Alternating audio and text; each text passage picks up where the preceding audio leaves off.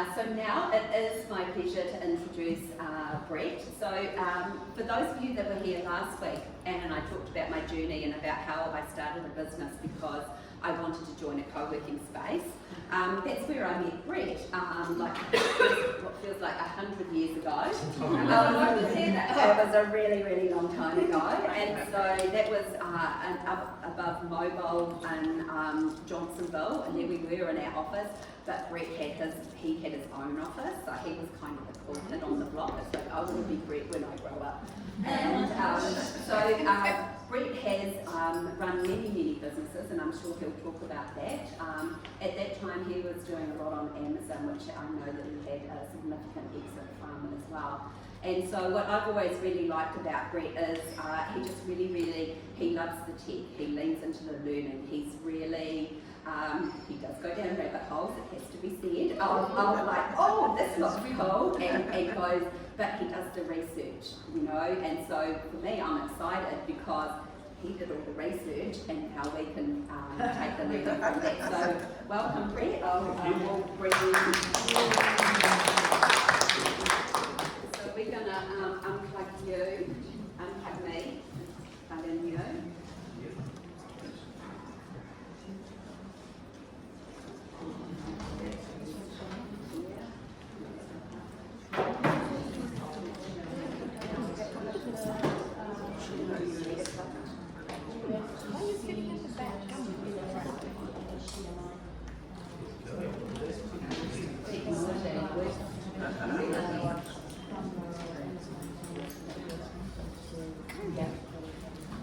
Okay, thank you, Iona, for that introduction. So today I'm talking about marketing on autopilot. So as Iona mentioned, I'm sort of leaning into the tech side of things more and more these days. And so we're going to be talking about how you can set your marketing on autopilot, have it working while you're not. And we're also going to, if we get a chance, we're going to be talking about AI and automation. And I've got a live demo to happen, and that's either going to go really well or really badly, because tech is tech, right? So you never quite know what you're going to expect. So my name's Kraiger. I started doing online marketing in 1999 because I was just bored and I needed something different to do. I did build a 7-figure Amazon business selling a product that when I tell people what I was selling, the next response is always, what's that? It was so niche that no one even knew what it was, and I was selling $100,000 US a month worth of them into the United States. Once I sold that business, I then went on to do affiliate marketing. I actually sold $1 million worth of weight loss supplements in 4 months. Wow. That was a real flash in the pan thing. I had this massive thing, and then it just afterwards. But you know, it's not bad result. I've been programming since I got my first computer at age 13. So my first computer had 5 kilobytes of memory. So I've been programming that long. And then now I'm basically combining my knowledge and love of marketing with my knowledge and love of tech, and sort of meeting at that intersection of the marketing and the technology side of things. And this is sort of relevant because I'm going to be talking about this, but I'm also the master franchiser for Mr. Green Home and Commercial Cleaning. And some of what I'm going to talk about today is what I've done in that business. But also if you have commercial cleaning premises that don't see me got a new franchise anymore, I have to find them work, so I'll just put that in there. Now this is an elbow. In fact, this is my elbow. Taken a few weeks ago, about 4 weeks ago, an X-ray obviously on my elbow. And this is my elbow about 2 hours before this photo was taken. Whoa. So that's not supposed to look like that. So this arm, that's why there's all these scratches and stuff on my arm. I reacted to the plaster. My arm's been swollen, I can't straighten it. So if I look a bit gammy, I'm not some crazy druggie or anything like that. This was the reason. But this is actually relevant to what we're talking about today, because when this happened, they had to put me on the super strong stuff. I couldn't just use the nitrous oxide that they give you to reset it. That didn't work. So they had to put me on ketamine and propofol. That's the one that killed Michael Jackson. And they sent me off into La La Land for about 20 minutes, and that was great. I asked them to do it again, but they wouldn't. And that left me like really off for days. I obviously had the pain from the injury, and I couldn't really move, I couldn't move, I couldn't work, but all the drugs were just also, they took a while to wear off. So I had days and days and days where I basically couldn't work.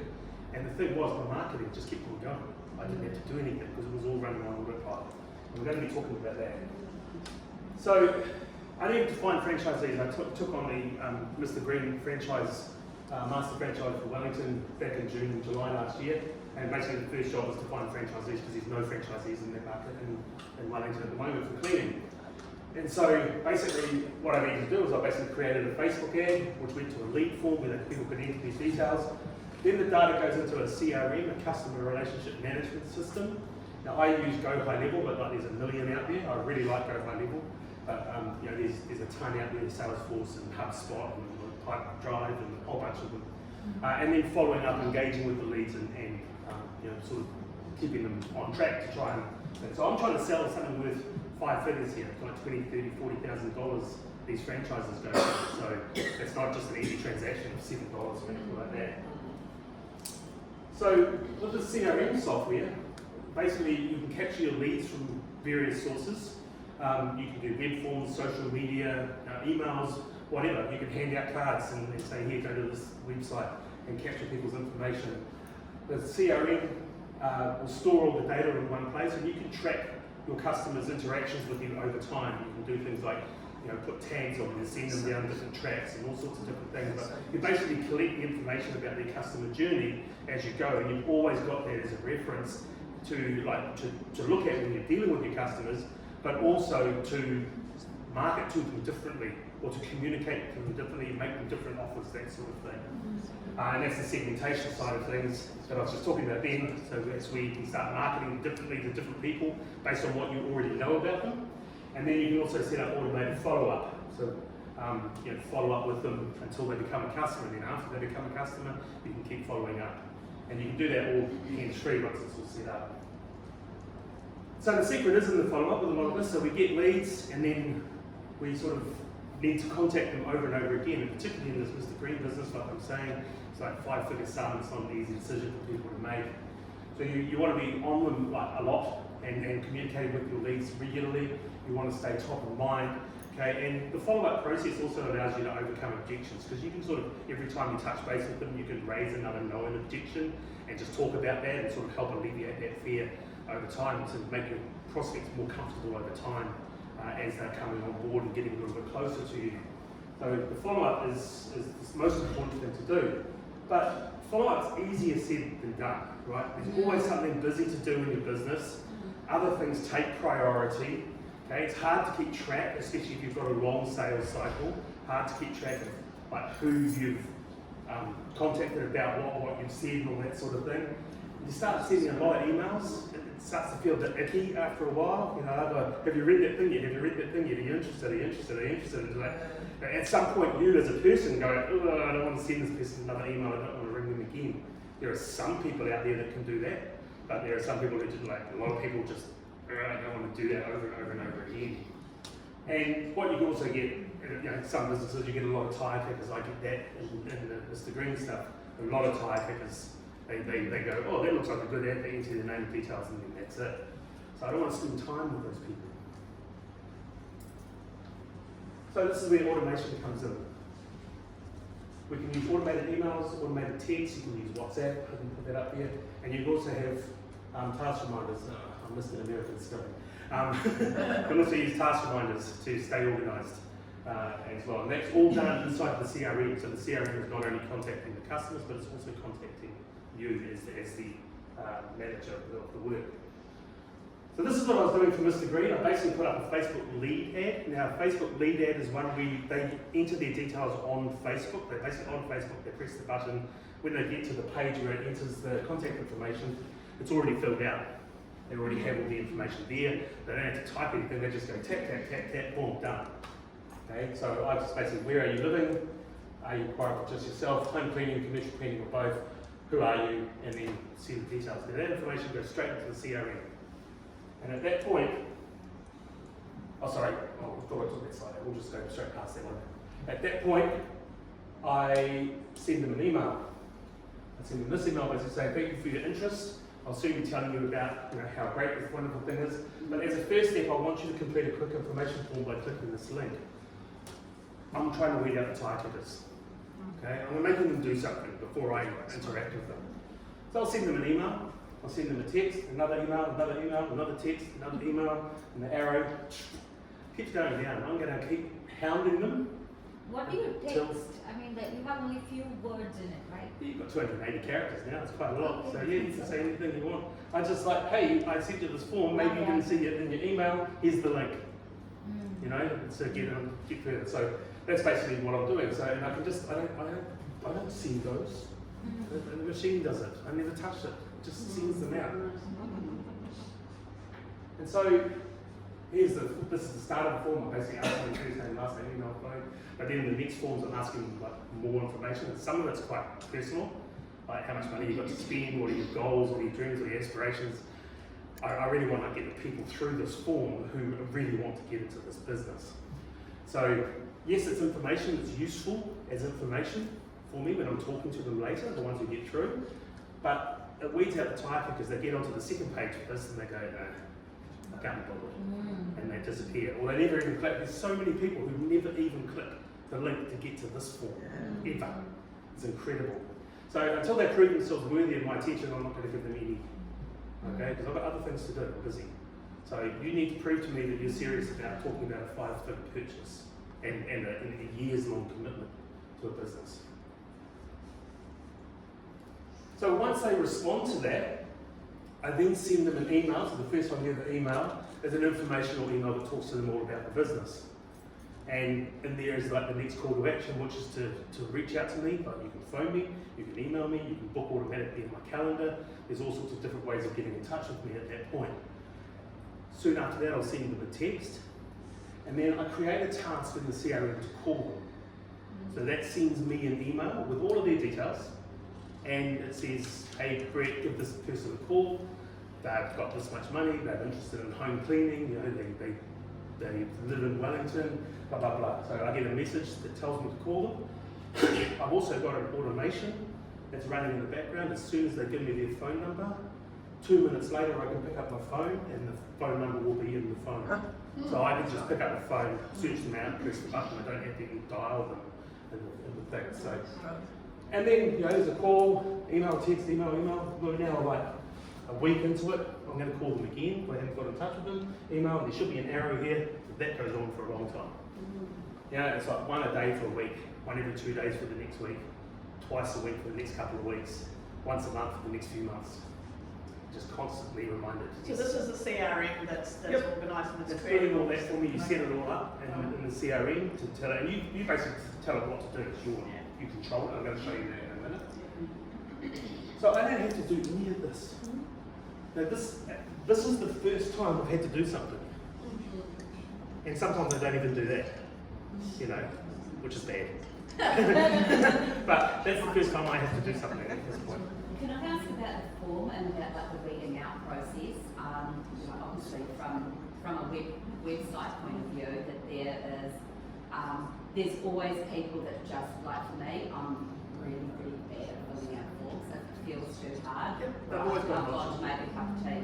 And so, do you have concerns that you're losing people that actually might be a good fit because they're not form fillers? I give them options to call. I give them my phone number and give them my email and everything. Yeah. So I say, I really want you to fill in this form, but if you don't want to, call me. Okay, cool. And I've had a few conversations like that. Generally, they turn out to be a waste of time. Right. But sometimes they do. And so yeah, initially I did it, and then I did put that in. And then you can also put a task to call in there. As well, you know, you can choose. Like that's not dialing it for you. It's telling you should call this person. Yeah. So you can look at that information and go, I'm going to make a call. Do I need the client today? You know, am I going to call them or not? So yeah, this is just the way I did it because I have so many type because 80% of the people who fill out the ad never get onto this part. But it's something you can do, and you test it, right? You can test it. You can go right. I'm going to call every single one of these. And see what happens. And if you get no better response, then you know not to bother. Yeah. So you've always got the ability to change this. And so inside the CRM, so that's all happening inside the CRM, but also inside the CRM there's a thing called tags. And tags is one of the things that helps you organise your leads. So basically when someone comes in to that funnel and they want home cleaning, they tag home cleaning or commercial cleaning or both. And so they get this tag. Depending on, there's another question in the form where they get a different tag based on how much money they've got. Like, do they have the money now to invest or do they need to borrow it? And based on the tags, I can send specific messages. So for people who need to borrow most of their finance, I can send them off to our finance person. I can basically send an email to them, to the prospect. At the same time, I can also email the finance person. Now it's a little bit naughty because I've just given them their personal details, but so I did that for a while and I thought I probably shouldn't be doing that. But you can, you know. So you can change your messaging depending on what you know about the person at any particular point in time. And tagging also allows you to take a really quick look at a client and or prospect and know where they're at. Like I use tagging a lot to tell me where they are in the process. So I'll have a tag, I'll look at it and it'll go survey not submitted or survey submitted. You know, so I can just I can just scan down and I can see who's where, and you can then filter on that and all that sort of thing. But basically, yeah, with tagging, it really helps you segment your things, and tagging was also done by automation. But when they fill in that form, one of the questions was, are you interested in home cleaning, commercial cleaning, or both? Whatever they tick, I then turn into a tag into the system. So really, really easy to put people in buckets and everything. But these are the automations. This is the survey automation over here. It's some of it. It goes down there a long way. This is some of it, and this is the automation for the once they've filled out the survey. So what I've done here, it's a bit hard to see, but this is adding the tag that I was talking about. So add the tag in sequence survey and survey not completed. I remove from all the other sequences. I remove the tag send to survey because I have sent into the survey. There's another thing in the system called opportunities and pipelines, so you can get a visual representation, next slide, visual representation of where people are in your process. And then all the emails go out. So emails, wait hours, add a task, all the way down there. This was an old one when I didn't have text in it, so this was a task for me to text them. But now I can do automatic texting. So that's that one. And over here, same sort of thing. Bunch of tags and everything. Just ignore this side, that's when I'm playing. But basically they come through here, they get added a tag, and this is an if-then thing. So if they are home cleaning, do this. If they are commercial cleaning, do this. And if they are both, do this. And then just down here, about there, these all come into one. And I stop talking to them differently and I just start saying, but I've been talking to them for 2 weeks by then. So it's just one message every now and then. So that's the sort of thing you can do. And you have complete 100% control over that. You design your own workflow of how you want it to be. So you can do anything, really anything that you want in this kind of process. Yeah? Yeah. I know I'm going quite fast. But so and this is the opportunities / pipeline, so it just shows where people are at. So this was taken a while back. These are the people who haven't filled out the survey yet. These are the people who filled out the survey but haven't responded to me, or I haven't responded to them. Okay? These are the people who responded to me, or I called them, but we've had a conversation. So we're talking, these people here. Okay? These are the people who booked in on my calendar. This always looks like this. And this, I didn't realise that until I started doing this, but now I know that offering them a calendar link is a complete waste of time because they don't do it. So if that was the only thing I offered, I'd be stuck, you know. Now I know for future, I'll leave it there because it's no harm to leave it there, but I don't expect it. Yeah, and that's when I started calling. When I saw this, that's when I started making calls into the process because I could see this happening. And I'm like, something's happening here, I'm losing them all. So I added the call in, so you can adjust it on the fly. Now these people, you talk to them for a little bit, and then after a while they stop answering. This particular demographic that I'm dealing with, they just ghost me. So eventually I get sick of trying to call them and email them manually. So then I just basically drag the card over here, and it puts them into another sequence, which follows them up for another few weeks, saying, hey, we talked. The date we talked is recorded. We talked on this day. Do you want to carry on a conversation? And various emails I send out over a period of time, and eventually they'll be automatically moved from there into my long-term nurture, where I don't bother. At the moment, I don't bother emailing them, but I did actually email that group, the people in the long-term nurture, a one-off email just before Christmas, and the franchisee that I sold 2 weeks ago. He came into there in July. He got into this, he ended up in this sequence because he's ghosted me. He ended up in this nurture sequence over here, and then I emailed that sequence, and just the other day he paid me $2,000. So that's how it all works, right? I hadn't touched him for 6 months from that point. I'm actually with one of my clients with a similar system under Keep. Yep. Yep. And we always have an unsubscribe, or Yep. actually two bits. I no longer want to receive these emails because we're talking about skills now. Yeah. So we've got primary schools and secondary schools in the system. And so the way that we organise it is that bit's quite near the top. I no longer want to be part of these emails because it might be part about conferences or something Mhm. particular. Way further down, when you're doing the sequencing, Yeah. unsubscribe at the Mhm. bottom. Do you have the option on yours? They won't let you do it without unsubscribing. Oh, yeah. Yeah, none of these systems will let you send the emails out without that option. But you move it down a bit so that it's not quite so obvious. Yeah. Yeah, so that's at the bottom, but you can do that at the top, and that is another thing that you can do in here. So I could, for example, someone who's in this sequence, and I can, I can't think of exactly how I do it in my business, but there might be a point where I can actually send them an email with 2 links in it. Would you rather this or this? And then they click one of those links, and then automatically put them into a different sequence. So like, do you like red or do you like blue? And the ones you click red, you put them into a sequence that talks about all the red things. The ones you like blue, you put them in a sequence that talks about all the blue things. And again, you split them off and you're talking to them about the thing that they want. So you can get very, very granular way you do it. I would also say, like, it's interesting what you said about the appointment book, because I work with such a range of businesses, the Calendly and Get People book through, like, has been working brilliantly for the last couple of years. Yep. And that halfway through the last year, it pretty much stopped working for a lot of people. And that sales cycle has got much longer in the last year. Yep. As you say, that follow-up, it's interesting, I had a client that literally followed up for something that was sent a year and a half ago. Yep. So it does, sometimes when you look at this, you can look at this and easily go, oh, why would you bother and all of that, but, and you'd bother because it's different stages, and then it is that one trigger, and people are waiting maybe till 2025 to see, That's right. what does things look like, and then that just happens to be the right timing, and I've been, kind of thinking about it, and still, so, yeah, That's that's right. great. Yeah, and you just don't know where people are at. Like, people have, in this case, people have an interest in a cleaning franchise.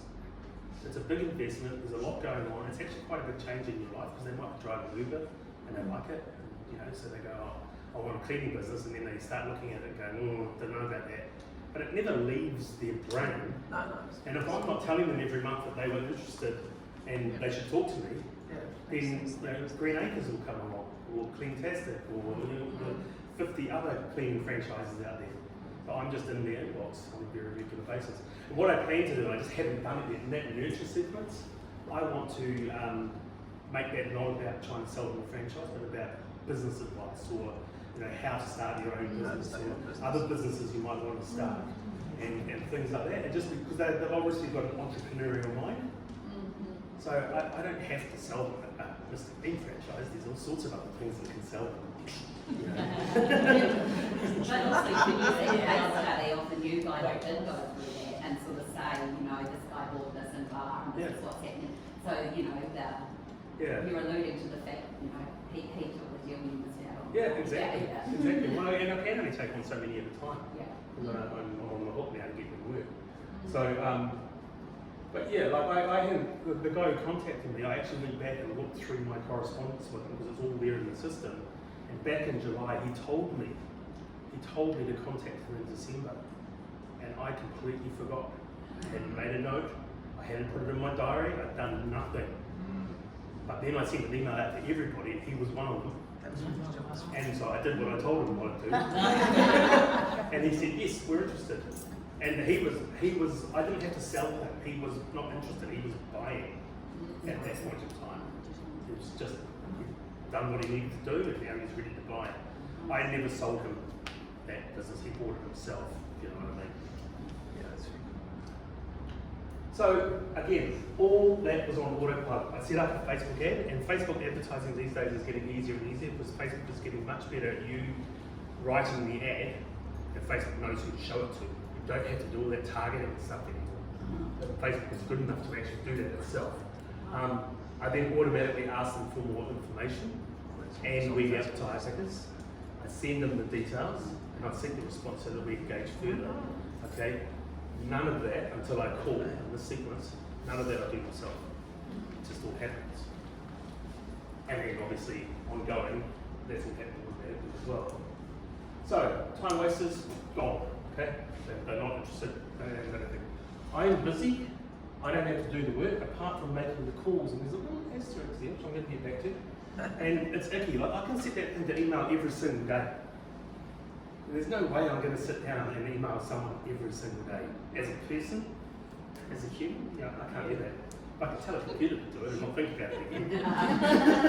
And then they've got the option to unsubscribe. If they're really not interested, just hit one button. It's not hard. This here, I don't have to do any of the work apart from making calls, asterisks. Anyone know why the asterisk is there? If you want to. No? Outsource. Right? Outsource. AI. Yeah. AI is at the point where it can do voice calls and have a conversation with your clients. I have listened to a call where a machine sold solar panels. It was a voice call and the machine sold solar panels to a caller, to someone on the phone. In America, they've banned outbound calling with AI because of this. It's that good that they don't want just machines out there doing all this, because you can just set them off and ring everybody in the country. Yeah. So soon, not soon, now, I just haven't done it myself yet, you can be calling them with a machine that's having a voice conversation with them in a New Zealand accent. Lifelong techie here. If a company did that to me, I would never, ever use them. Yep, that's right. So that'll happen. Yeah. Yep, and that's one of the reasons I haven't done it. Yeah. But I'm just saying, this is the sort of thing that's coming. It'll get to the point where you won't even know that that's what they've done to you. So you talked about Facebook as the lead funnel there, but that also works through a web form, or like that's what you do, but that can be applied across the It could be anything. You could get a hand business card out with a link. Click this, whatever. Click this. But you know what I mean. It could be anything. You can scan the QR code, you can go to the website, you can go to LinkedIn, social media posts. Downloads and all Downloads, the whole lot. We're going to get into that in a minute. Okay, cool. So we've solved all these problems. All this stuff is happening automatically because I've taken the human stuff out of it. I've taken the time that I've lost. I know I'm busy, I don't have the time. I've taken that, and I don't want to follow up with it again. I only followed up with them yesterday. I've taken that out and let the machine do it. And it's up to you. Like I've been quite aggressive with this. I started off not very aggressive, and then I just dialed it up. I just kept adding an email and kept adding and sending them more frequently. I had one person who accidentally ended up in both of those sequences at the same time. I worked it out, he got 14 emails from me in 6 days, 5.5 days. 14 emails from me in 5.5 days. He emailed me and said, "Thank you for all the reminders." Oh, he's a good guy. Thank you. And I ended up in a conversation with him about buying a franchise. So we have this perception in our heads that people don't. If you see email coming in, like if I sent you 14 emails tomorrow, you might read the first one, you'll look at the second one, and then you see the rest going in, and you can just go, no, delete, unsubscribe. Cool. That's up to you. It's not much of your day. Anyway, he thanked me. And it was funny because that happened while when I was giving this presentation the last time to the Mr. Green Master Franchise. They were all going, "Oh, you shouldn't be emailing that much." And he sent me that email during that presentation. Fantastic. Okay, so any questions on that? Question about the CRM, because CRMs for like someone like me who's, I don't have a team, I don't have massive revenue. CRMs can be bloody expensive, like HubSpot, I think. If you want sequences, it's like $2,000 a month. So like how much is the one you use, and are there more accessible plans for a CRM for people like me who are starting out? Yeah, so there are many out there, many ones. I use Go High Level myself. Go High Level. It's a really weird name, but it is taking over the world at the moment. This whole thing, it's huge. And one of the reasons I like Go High Level is it's got everything in it. You can build your website in there. You can build your sales funnels in there. It's got surveys, that survey form is in there. You can build quizzes in there. It's got prospecting tools in there. It's got all the automations, it's got the tagging, it's got all sorts of advanced stuff. You can link out to ChatGPT, which I'm about to show you, from your CRM. But that type of, sorry to interrupt, that type of one is likely to be the sort of Kajabi of the CRM. It's $97 a month. That's US, right? Yeah, Everything's US. $97. But it is integrated, I think that's the key. So, like there are CRMs like HubSpot, which I have got, which I will be getting rid of, and they're a Pipedrive, and they're good CRMs. The difference with Go High Level is that you then don't need to put it out to active campaign and get Calendly and all of those things. Yeah, It's all, Go High Level is more integrated. yeah. So it does the calendar, it does the email, it does the websites, it does the automations, does the tagging, it does everything you possibly want to do. Is your website currently set up in Go High Level? And if you happen to have WordPress, there's quite affordable ones as well to embed Yes, your yeah. WordPress sites. Yeah, so there are lots of different options out there. I just like Go High Level everywhere. I can't keep up with the things they're adding to Go High Level. They've just added in the ability to manage your Facebook campaigns from within Go High Level. You have to pay a little bit extra for that. You can host a WordPress site from within Go High Level. You don't have to pay extra for hosting. You have to pay extra. You don't have to pay someone else for hosting. You can have your hosting for a WordPress site inside of Go High Level. It brings in all your Facebook data. The Facebook leads ads connect directly into Go High Level. You don't have to create an automation to do that. It's automatically there. It sees your lead ads, and as soon as someone fills that lead ad, like half a second later, they're in my Go High Level directly. So that's why I like Go High Level, because it's the only one you need. Which country? Whereas the others, you have to plug in things like your email and stuff like that. Who owns it? Yeah. That's a really good question. I don't know. Where is your data? In the States. And who owns it? Yeah, well that's always going to be the case with these things. It's going to be somewhere. Yeah, so and if that's a problem, if that's an issue for you, you're going to have to find a solution that allows you to manage your own data. But you download, I download my leads regularly, so I have a complete list of my leads and everything. So yeah. But Janelle, I think there are other options at the beginning. There's no question that Go High Level is a really, really good option. But I've done a lot of automations and a lot of this stuff with just an email marketing tool that allows tagging and automation until you have the need for more. And so I would do a bit of it manually, but have a lot of the automations taken care of before jumping into something that was a reasonable expense for a startup. Yeah, it's definitely there. But you don't have to pay extra for hosting for your website, and you can build it in Go High Level. Unless you want a WordPress one, which you can pay for hosting inside Go High Level. Yeah, but all of our websites are with High Level. This is true.